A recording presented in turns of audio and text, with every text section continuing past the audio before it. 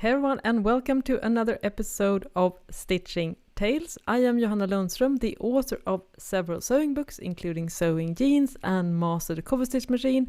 I also have a sewing pattern line under the name The Last Stitch, and I also run a YouTube channel about sewing. My name is Malena Hjerpe, and I am a freelance pattern maker, and I also create my own PDF pattern under the name Hazelhen Patterns.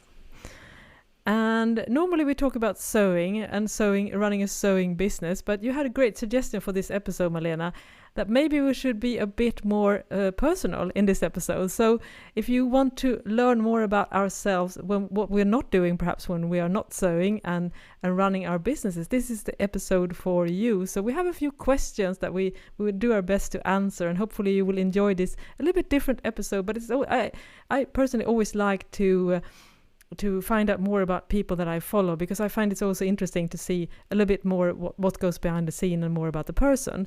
So you, Malena, you suggested this theme for this episode. So I'm really curious, what questions do you have in store for us? Well, my first question, and I've had this in the back of my mind ever since I met you and since we met up in your studio, because I was shocked and in a positive way shocked. Was amazed, and I want the listeners to also be part of this. Johanna, how big is your fabric stash? Show us the stash. Show us the stash. Yeah, I might bend down here. So Johanna is now picking up her fabric stash. I mean, she can literally pick it up. Yeah, it's a big plastic box, and honestly, this is one of two plastic boxes. So you have two now. It was one. I think it was only one. Yeah. But I have so much denim fabric now, and that takes up a lot of space. But yeah, so we will definitely post a photo on our Instagram account, stitchingtalespod. But underneath my standing desk is two, I would say, fairly large plastic boxes with fabric. In one box it's woven fabric, and in one box it's knitted fabric. So yeah, that's my stash. That's a very how do you say, not controlled, but very modest amount, I would say. Yeah, I do try to keep it in, and still it gives me slight anxiety because I feel like I have too much. I still feel like I'm not sewing as much as I'm buying fabrics, even though I don't really buy any fabrics right now. But yeah, it's interesting. So, Malena, what's your stash situation like? Unfortunately, I'm not at the office at the moment, so I can't show you. But it's bigger. It's not at all a visual representation of me and my aesthetic, at all. I usually buy my fabrics. I buy when it's a good sale. I buy it, and mostly knitted fabric, I would say. So it could be any colors, any prints, weird prints, colors, everything. But I do it because I want to have those cheap fabrics for samples. So it's more a sample fabric collection that I have. Crazy looking fabrics, very cheap, and it's great to have this stash, because then whenever I want to make a sample, try something out, I just use that fabric. I don't feel like I'm wasting a lot of money when I sew them, because it was so cheap. So that's why I do have, I mean, it's not a big stash, but definitely more than you. I will take a picture as well and post it on Instagram. I have one of those classic bookshelves from IKEA, Kallax, I think it's called. Kallax, yeah. Expedit Kallax now, yeah. Yeah, I have one of those. So yeah, I have all my fabrics in that. But you have them nicely rolled, yeah. I think I remember. I've seen your stash as well, and I remember they're very, very nicely rolled and stashed on top of each other. I do try to make them. So it looks quite neat. It doesn't, even though perhaps you have more, how to say, it's a more eclectic mix of prints, I would say. Yeah, and fabric also, and colors. Yeah, and I give especially my mom. She whenever she has the extra fabric or finds some really cheap on a second-hand shop, or she has some relatives that gives to her, she gives them to me again for making samples. So yeah, it's the stash is growing even if I'm trying not to buy specific things.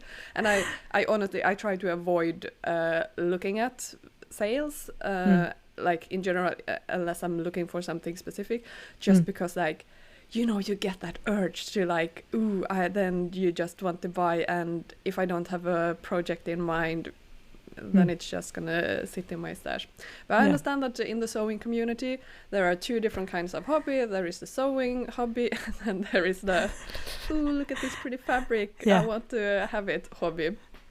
Totally understand that. Totally understandable, and I definitely have that addiction as well. I mean, I'm a real sucker for prints, and if I find a beautiful print, I usually end up buying it if it's nice quality, nice fiber content, because it's just so rare, I think, for me to find prints that really speak to me. So I do have a tendency of overbuying prints and then kind of be like, what should I do with this now? I guess obviously at the end of the day, I'm just maybe want to have some nice solid colored knit or a piece of cotton twill or something like that, because I need to make a new pair of pants. But then I have like 3 or 4 different like silk prints or something like that, and I'm like, I'm not really in the mood for sewing a silk shirt, because that's kind of cumbersome in a ways. It's a more difficult material to work with, so they just end up. So I do have definitely some pretty fabrics that doesn't really end up being made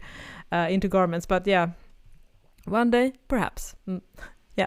Yeah, it's I have a lot of those fabrics. I'm like, one day. Maybe. One day, yeah. Do you have any, what's the first question on your list? Yeah, because I found here a questionnaire online, and this is more of a personal question, I guess. So, Malena, what's your favorite way to spend a weekend? Well, I have a little bit of like a before and after. Like before a weekend, I mean, I like to work out, and whenever we had any long weekends, like my husband and I, we love to travel. So love to go to, I mean, in Europe you can fly for quite a short amount of time and you come to a new country, which is really nice. And we lived abroad before, so we traveled a lot. And but I always I'm in search a little bit for a hobby, since I kind of lost my hobby as sewing when I started to work with it. So I'm still a little bit in search of a hobby. But this was, again, as I said, before. After 2 kids, we now have a house, and we lived in a rental before. We now have a house that we are trying to make a garden outside and our own company. So it's like weekends is just trying to make it through, to be honest. Like, as long as we survive, I'm happy. I don't have any this is what I want to do in the weekends. Like, no, get through it. Everyone's keeping us alive. Like, that's where I have my bar at the moment. My kids are 7 and 4, so it's they do want. I mean, you want to give them of course a lot of attention as well. So you can't just like, ciao, now I'm gonna do my things. So we'll see. I'll get back to you on that with some more fun weekend plans when the kids are a little bit older.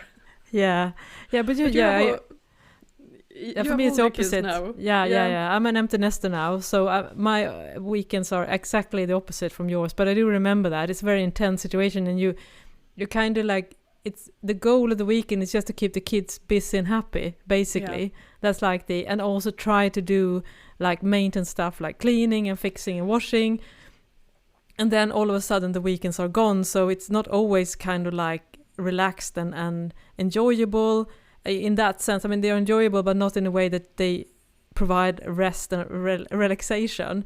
It's just another type of intensity compared to the weekday. So I do remember this very, very well. I mean, I think that's a situation that most people that are parents can definitely relate to, that the weekends is not perhaps what you what you might dream of in that sense, or your dream weekend. I mean, you have to work with what you got, obviously, being a parent to small children.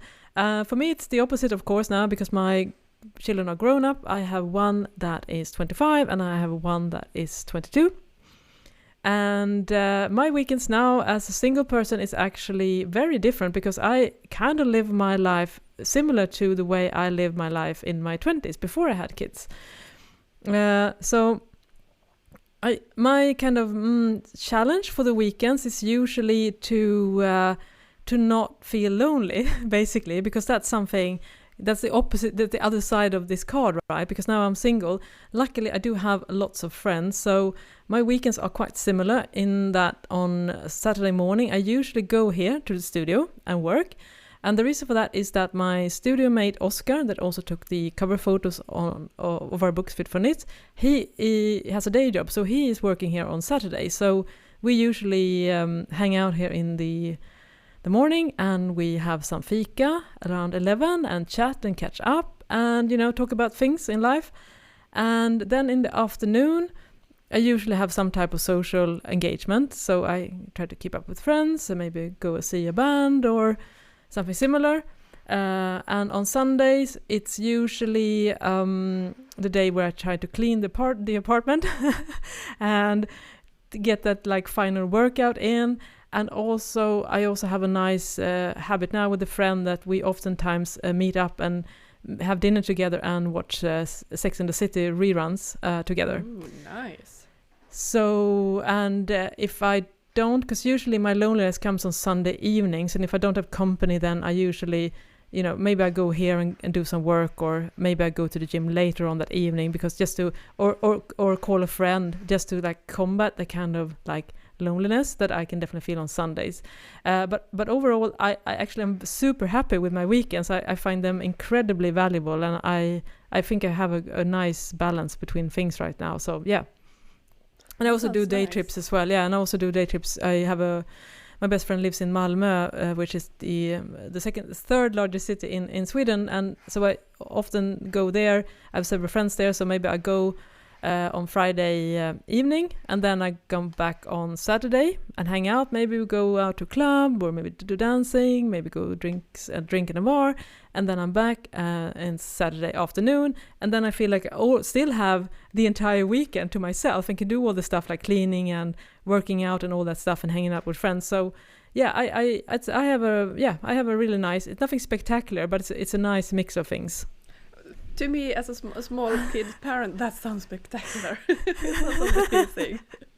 But how do you feel the balance between, I mean, you have your own business and not working constantly? Because I guess that's like a constant, like, I'm not doing anything special right now. Should I just be working then? Like, how do you find that balance? Since it's also like we love what we do. Sewing is a hobby, so the line is not so clear sometimes with work and pleasure. Yeah, you're totally right. And now I try to switch a bit more, that I sew on projects on evenings and weekends if I have the time.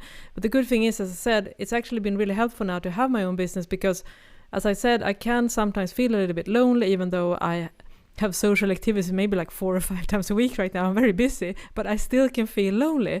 And the good thing is that my studio is only 5 minutes walk away from my apartment, which means that if I feel lonely, or instead of just sitting at home and mulling about it, I actually go to the studio, and sometimes I do work and sometimes I sew, and that can actually, it's been like helpful for me rather than but before, when the kids were smaller and everything like that, it was definitely a big struggle to find that mix, because I always felt like pulled in several different directions. And I should say that I've been running my business for many, many years in different forms. So I have definitely dealt with the fact of having smaller kids and also have a daytime job and running this business. So I know all about the intensity, and I never want to experience that intensity again. It's there's no way, you can't leave that unscattered. I think everyone is going to pay a price of being pulled in so many directions, for sure. Yeah, true. So true. Next question. Role models. Do you have any like companies, persons, business-wise now, like you look up to when it comes to the sewing world, or outside the sewing world as well?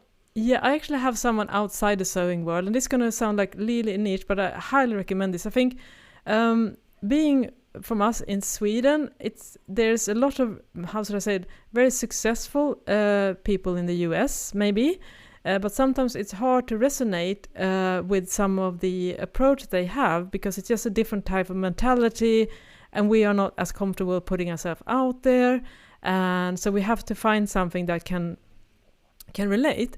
And my favorite inspiration is actually a guy called Matt Giovanisi. I hope I spelled this right. He's a US guy, and he runs a website called Swim You, which he definitely is doing the same thing as I do, but about how to take care of your swimming pools.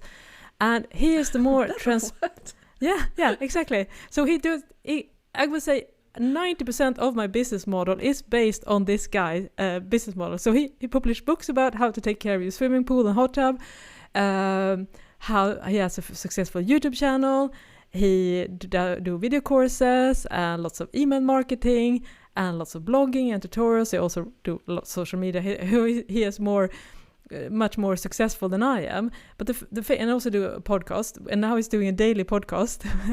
and he is such no BS, straight to the point, very humble guy that has so much sense, and he doesn't have any of that marketing lingo. He's just he is almost like a Swedish guy. So he's so nice to listen to. So almost every day now I listen to his podcast, because he's walking and talking, doing 10,000 steps every day, when he's like thinking out loud about how to pivot his business, because he also has a few struggles in the last few years with, I think, just like sewing, there was a boom during COVID, because a lot of people were like getting swimming pools and putting more, so he was doing quite well, and now of course he has to maybe adjust that for slightly less interest. But yeah, so Matt Giovanisi, Swim You, he is the guy.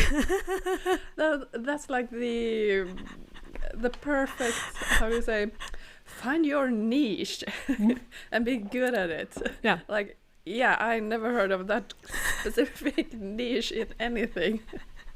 But is it like enjoyable to listen, though, even if you don't have a swimming pool? No, but he only talks about business. He talks about his business, yeah. So he's doing the same things. He's like struggling with email marketing. He's thinking about updating his books. Now he has moved to print books, which I do as well, and the struggles with that, and how to, what's the best way of increasing sales, and should he focus on the blog or should he focus on YouTube? How his process for editing videos. So he is basically doing the exact same business as I am doing, but instead of teaching people sewing, very similar. he teaches people to do how to take care of these swimming pools and hot tubs. So if you do have a swimming pool and hot tub, I can highly recommend Swim You or Swim University. That's probably the number one resource on that topic. That is so funny. Shout out to Matt. I don't think he's listening to this podcast, but yeah, great guy. Oh, that sounds good. I actually have one similar, Sara Bäckmo. She is a Swedish, the same thing, but with gardening.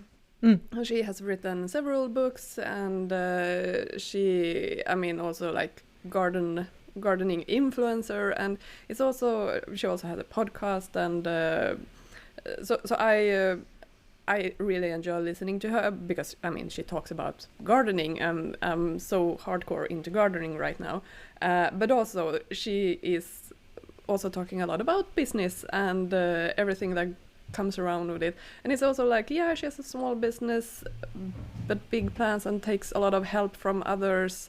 I don't know how many people, if they are actually hired by her, or if she is taking help from other freelancers. So there's a lot of similarities here as well, like with that can be applicable for my own business. So it's just very interesting to hear how she is working and how she is setting up things, and And sometimes it can be good to just listen to somebody that is completely out of your own field and just get new ways of thinking about it and get ideas from that. So if you're into gardening, I recommend Sara Bäckmo, Skillnadens trädgård. It's really nice.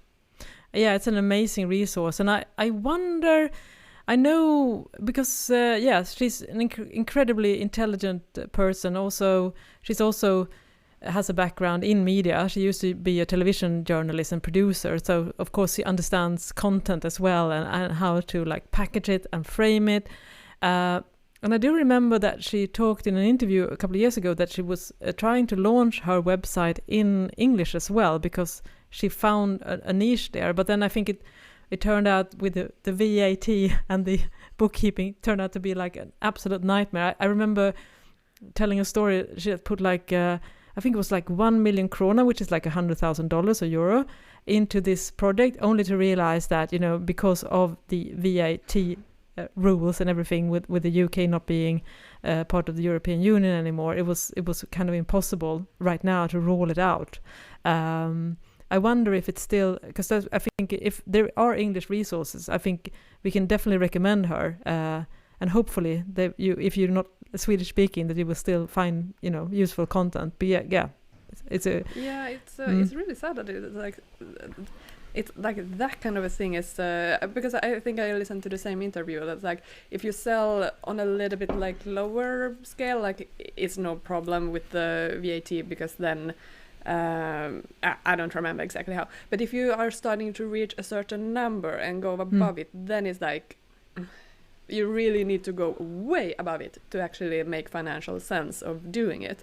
So it's like I think was there like in the middle of like, she is selling quite a lot, but not enough to actually like really, So it's so annoying that these kind of rules exist. It's like, but it's really hindering like small companies to elevate and to succeed. So it's it's not really. Things can be improved. Let's put it like that. It's definitely it makes it tricky, and I am someone who deals with the tax authorities in the UK, and you know, it takes more time and the fees are higher than the actual VAT money that I'm paying to the UK each month, but I have to follow the rules, and also of course, you know, that's challenging for us as well. I mean, we are based in Sweden. It's a small country. We're not a massive sewing community, which is the reason why we do so much content in English, because that's the only way of making it financially viable. Again, I guess it was the same reasoning for Sara, that, you know, she hit the ceiling. It's a small country, and you know, she can't really grow anymore, literally and figuratively. So I was very touched by that episode, because I can definitely relate to that kind of struggles, you know, trying to run an international business from a very small corner of the world, with lots of different rules and regulations in each different country. So, and if, as you say, Malena, if you don't make a lot of money in that country, sometimes you might end up not having to be able to establish yourself or sell products to that country, because it's just not worth it. But yeah, hopefully there is some English resources as well on her website, so you can get hooked on Sara Bäckmo. Great inspiration. Yeah, they're very similar. I think Matt and Sara have a very similar approach as well. They're very humble, very, very intelligent, and they have grown their companies in a very mindful and strategic, with a long-term view of things, and I definitely think that shows. So, and I think you're very, it's true, it's interesting that we both have inspiration outside the sewing world. And I don't know about you, but for me, I think it will cause me too much stress if I just focus on another sewing company, because then I will feel it will become too close to home, and I will probably feel a little bit bad because I wasn't able to do all the stuff that the bigger companies are doing with way more resources and financials. Yeah, you get into the comparison trap so easily then, and also you take, I mean, there's a fine line between being inspired by somebody and copying somebody, and you don't want to do that as well. So if you are looking at someone who is completely in a different field, then it's you get your own ideas based on what that person is doing. But since it's a different business, it's you think in a new other direction then. Yeah, interesting. And that's, we also, if there are any business owners listening to the podcast, we really love to hear your comments as well. If you have any resources or inspiration that you follow, so please drop us a comment either on our YouTube channel, Stitching Tales Pod, or our Instagram account, Stitching Tales Pod. All right, so we do another personal question then. So, Malena, what's your favorite type of cuisine? I think I pronounced that right. Meaning? Well, my small kids right now at home, so the cuisine is like no, thank you. There is no cuisine. No, there is no. It's basically just as long as we eat something, I'm happy. But whenever I do any takeouts, or when I'm in Stockholm, for example, for work, and I get to go and buy something, it's Japanese, or it's sushi. I love sushi. I'm a sushi like so bad. Or some like teriyaki something. I mean, Japanese food is just I love it. It's so much. I really love it. But 99% of the time I do a sushi takeaway.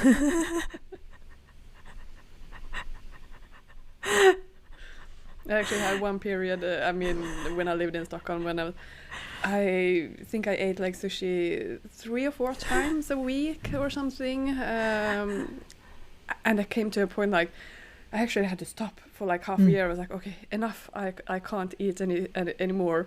But after that break, it's over. I'm eating it again. So yeah, I'm definitely a sushi fan. What about you?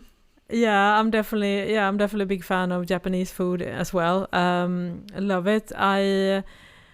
And also should say that I eat a little bit of fish and shellfish, but I mostly eat a vegetarian diet and have been for maybe over 30 years. So I became a vegetarian when I was 16. So that's it's almost 40 years ago. And I do love sushi as well. And I also love ramen. Well-cooked ramen with nice broth. It's really good if they manage to do it vegetarian. I'm also basically, for any type of like Chinese food, like really good stir fries and noodles, that kind of I love. And also, I guess I'm also a big fan, again, because it's easy when you're vegetarian to, it's Swedish food, unless probably many of you have eaten at IKEA, but it's a very like meat heavy cuisine with meatballs and things like that. So if you become a vegetarian, it kind of prompts you to discover other type of cuisine and traditions, because there are lots more vegetarian options. So I'm also a big fan of Indian food as well, and I love that spicy stuff. I do it a lot myself, and I also treat myself. I have an awesome Indian restaurant just next door to me, and if I'm feeling like rich, no, it's not expensive, but it's such a nice way of doing like a big plate of lots of different side dishes and stuff. So I also like things with flavor. I'm definitely a spicy, so Thai food as well. Yeah, all that kind of stuff. Definitely, I just like you. I kind of look to East Asia for a lot of my favorite dishes. Yeah, it's funny how East Asia, like. Again, we lived in Shanghai for 2 years, so a lot of Chinese food as well. I love it. It's funny how that kind of cuisine is really speaking to us. I have a really hard time also, like, what is Finnish food and what is typically Swedish food? Is it like it's too close to home? Like, I can't really pinpoint. Like, I don't know. No. Swedish meatballs, yeah. But, yeah. It should be, I guess you should be noticed if you ever come to Sweden and you want to eat traditional Swedish food. Good luck to you, I say. Because there 99% of all food places will either serve pasta, pizza, kebab, Indian food, Thai food, Japanese food. There are sushis in every corner in major cities.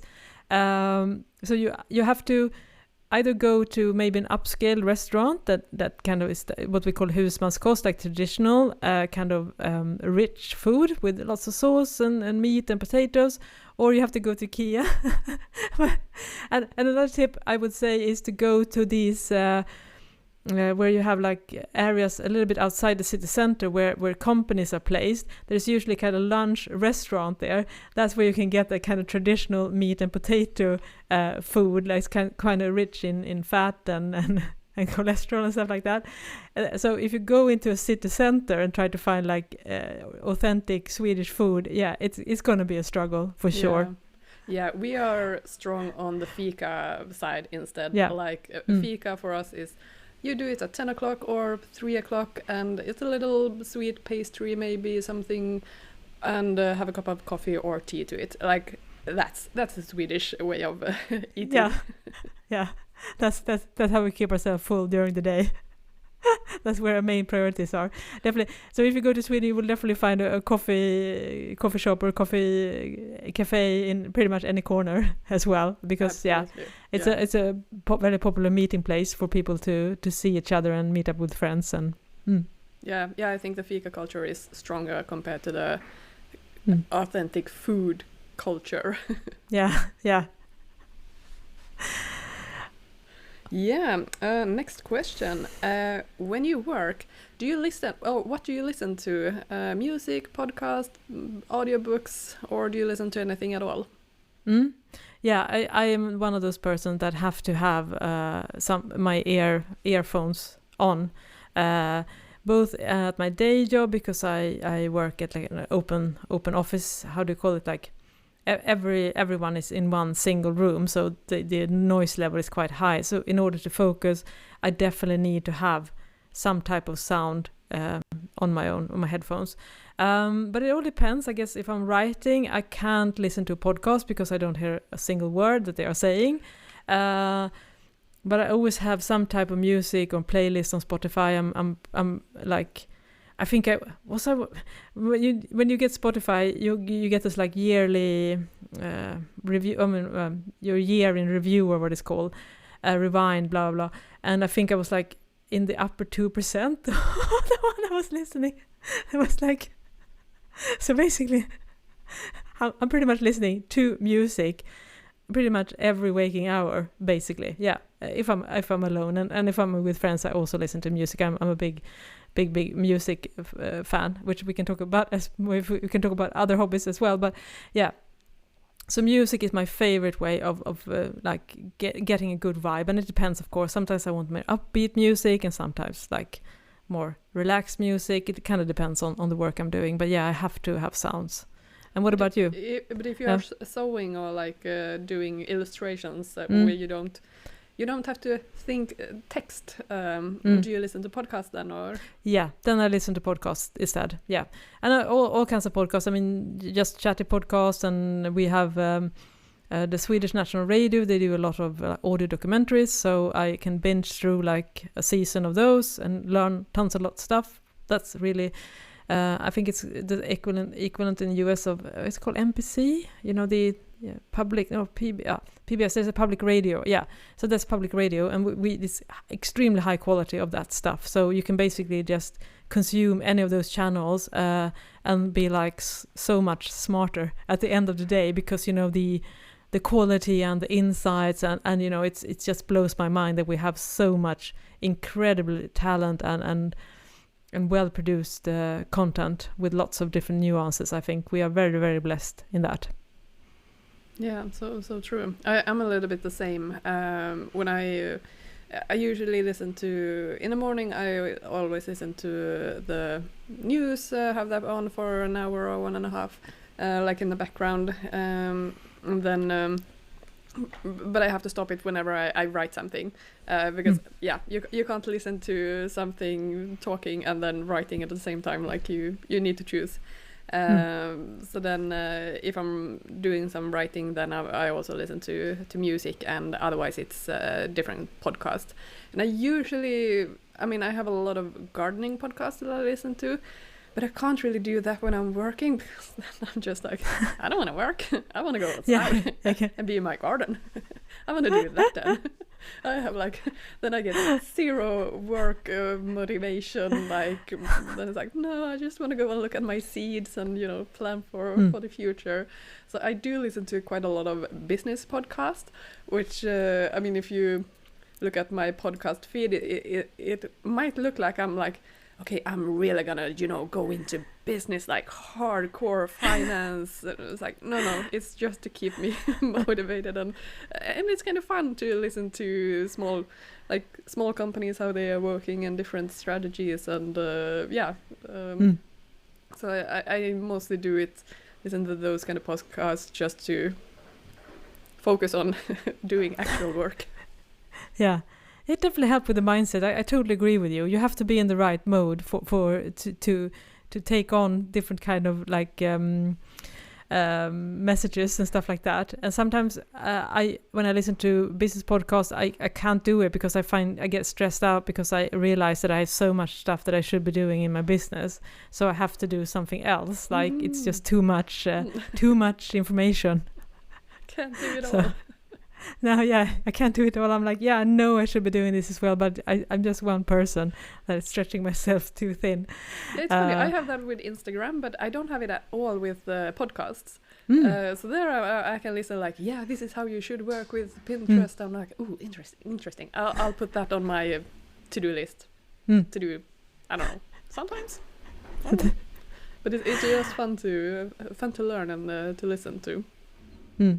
Yeah, it's good. It's nice to have that option. I think that we are able to have so much audio information. I mean, it's such a massive change from when we only have radio stations. And now we can listen to pretty much all radio online as well. And not just that, we can listen to it not at when it's broadcasted, but, you know, much later on.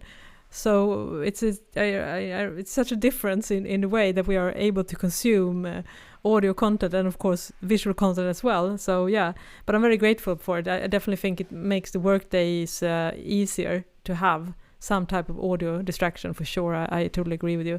I also tried sometimes to watch like Midsummer Murders, like the UK crime series, for instance, when I'm sewing, but I do find it hard to keep up with the plot.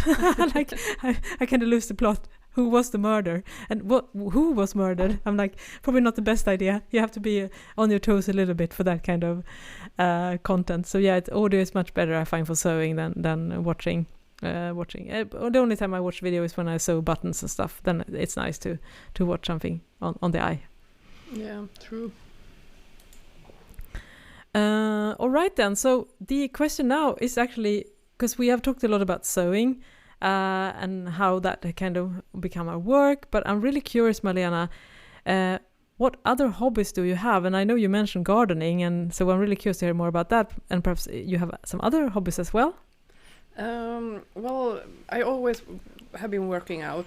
Like that has been a huge part of my hobby since I was very young. I don't do it. This is quite good, I think, because mentally I'm one of those who works out regularly. Reality, no, I don't. But since I have that, like, not vision, but like I have that mindset that I am one of those persons, it's very easy for me to start again. Like, no problems. And right now I'm really focusing on doing 15 minutes a day, 20 minutes a day, 30 minutes a day, like something small at home, just some random YouTube full body workout, just to get in just doing something. Because, I mean, with kids and everything, you don't have a lot of time. But working out has definitely been a hobby of mine. And yeah, gardening. When we moved away from Stockholm, then we lived in an apartment, and then here in Umeå we bought a house, and now since 2 years we have built our own house. I mean, not we paid for people who did it. We can't do that. But now we are doing the gardening. It was just like a gravel field basically, so we really started from scratch. So and that's gardening is a perfect hobby when you're home with kids, because you can do it like whenever. I always see on like yeah, you should do this in this time of the year. And it's like, nah, it's more like when I get the feeling and when I have the time, when those things occur, then I do it. So I'm not a good gardener, I would say. I'm a confident beginner. I try, I fail a lot, but it's like, yeah, you can just try some more then. And yeah, it's a never-ending thing as well, which is kind of nice. You can just continue, and when it comes to buying seeds, I'm one of those who big fabric stash. I can relate, because the amount of seed that I have, I will take a picture and post it on YouTube, on Instagram. I can grow forever and not getting through my stash. And did I buy something on the Black Friday sale? Yes, of course I did. So yeah, that is my guilty splurge. Like, there's no stop. And when you're buying seed, you are buying dreams. Like, I mean, it's so inexpensive. And you just like imagine what you can do with these, and imagine how nice it would look in your garden. It's not, I mean, quite often it's not so successful, because with seeds you have to really take care of them from the start to, I mean, along the whole way, and not forget to water like them for 1 week, then it will fail. So yeah, beginner, but confident. Yeah, that's so interesting. Did you know that you were into gardening before you got your house? Did you have that itch before? No, let's put it like this. When I was young, like not teenage, I moved away from home. And for one summer, I was living in my sister's apartment because she was working somewhere else. And yeah, she moved away her more expensive pots with flowers to her mother-in-law, because she did not have confidence in me being able to take care of her plants. So I come from that level. Wow. So it's been a journey.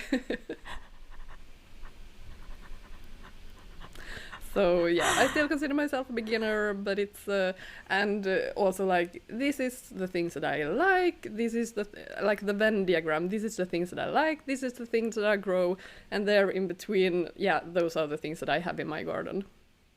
So yeah, we'll see what suits me. Yeah, that's so interesting. Also, of course, you know, you have to work with the climate as well, and understanding what type of plants will work. So just like with sewing, I can imagine that this is a never-ending quest to learn more things. It will just keep on giving. You know, you will never really be fully learned. There will always be new stuff to explore and different types of things to try. And of course, again, just like with sewing, there are so many resources out there. So there's a never-ending source of information to devour, I guess, and put into practice. So yeah, it sounds like a wonderful hobby. Plus you get to be outside as well, which you can't really do when you're sewing, unless you're sewing outdoors. The only problem is the long winter we have here up in northern Sweden.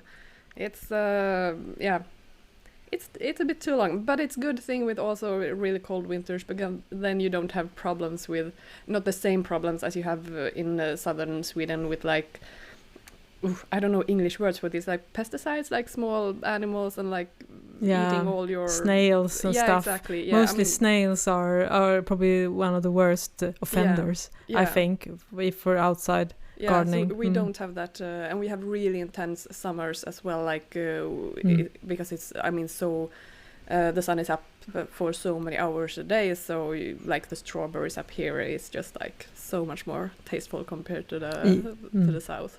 So there are pros and cons, definitely. But yeah, no, I'm a passionate gardener, I would say. Ah, that's so wonderful. How about you? Do you have green fingers?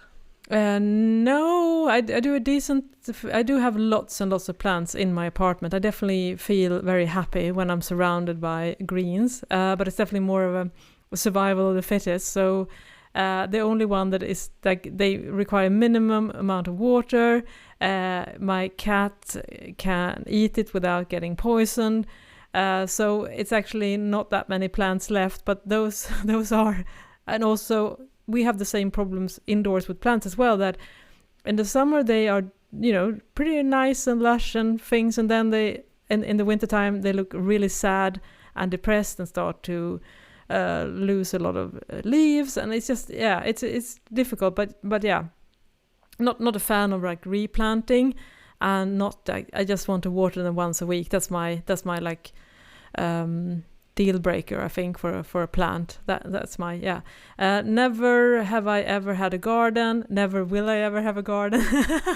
I am definitely an apartment girl, but I do miss a balcony. When I had that, I definitely had some plants in pots, and that was wonderful. That's just and I also, I sometimes I try to grow like herbs and stuff like that in my kitchen window with mixed results, but yeah, I love being outside in gardens that other people have worked on.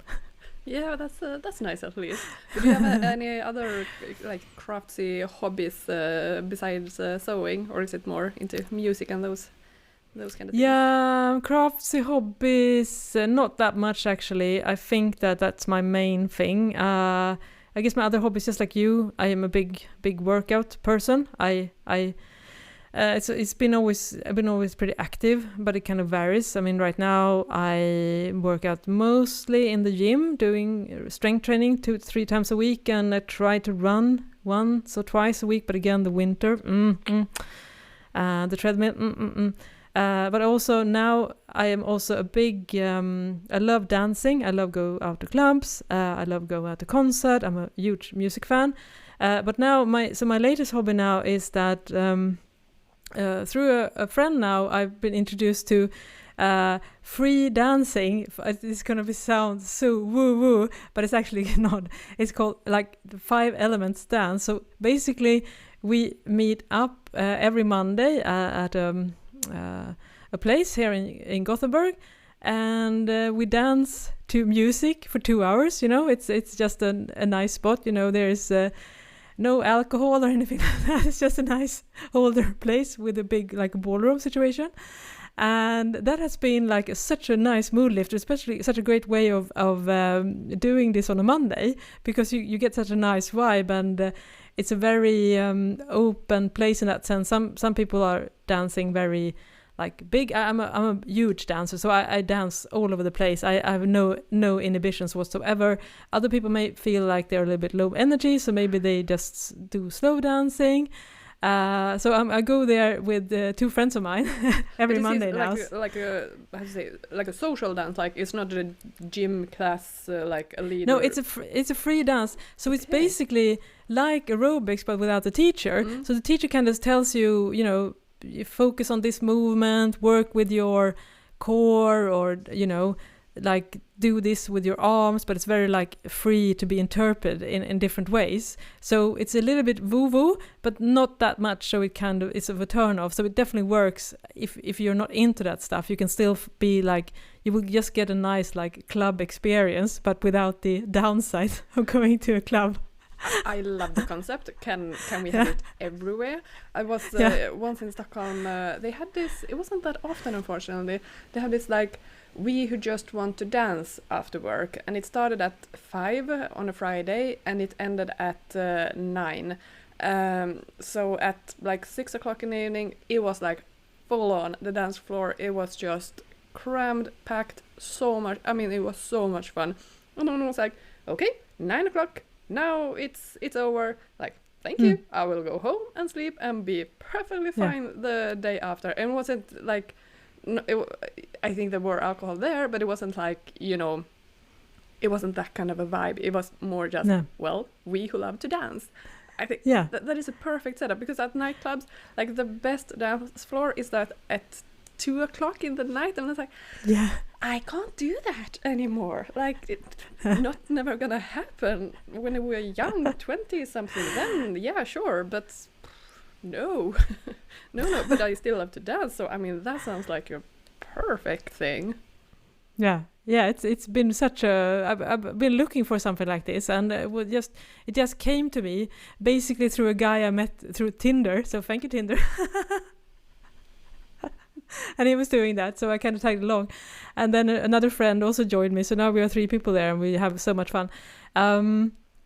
So that is one of my thing, and I'm also a big music fan, as you. And I go to concerts a lot. I'm grateful that I live in the 2nd largest city of Sweden, so lots of bands play here. We also have a massive festival in the summer which is the biggest like outdoor festival here in it's like the Coachella of Sweden, way out west. So that's something I'm very, very and if music, then I guess you could say I'm an indie head. I'm into that kind of music. Specific genre, yeah, electronic music especially, and indie music. Of course, I listen to a lot of other stuff as well, but that's my origin story. So tomorrow, which we are recording this on Thursday, tomorrow, Friday, I'm going to a concert and see the Electric Body Music Legends Front 242, and maybe one of you will recognize this reference, but it's a band that has been active since the 80s, and we're gonna have such a blast dancing all night long. It's so cool. These guys, they're doing their final tour now, and these guys are like, I think around 65, and they are like really energetic on the scenes, and I've seen them maybe 5 or 6 times, and they really put out a great show. But I definitely feel that they are, the health is taking its toll, so I think that's why they realize that they have to like cut down on touring but it's very inspiring to see people, mid-60s just killing it on stage. Yeah, it's so fascinating. It's like muscle memory. They are just like, they know it so well. It's really cool to watch. All right then. Did you have any more questions, or should we? I'm done on my list. Do you have anything on your list? No, I think we're pretty good to go, because we've done. I think we're 5 or 6 questions, but I really enjoyed this episode, and we definitely have more questions. And if you are also again want to know more personal stuff about us, you're definitely free to ask. You can either email us at stitchingtalespod with 1D at gmail.com, or comment on our Stitching Tale Pod Instagram account or our YouTube channel. And also we should say that sometimes when people ask for the video, we do have a video version of this podcast that is posted on Mondays. So if you go over to the YouTube channel and subscribe, you will actually see the podcast one day before, or a few hours at least before we are releasing the audio podcast. So you can go there as well.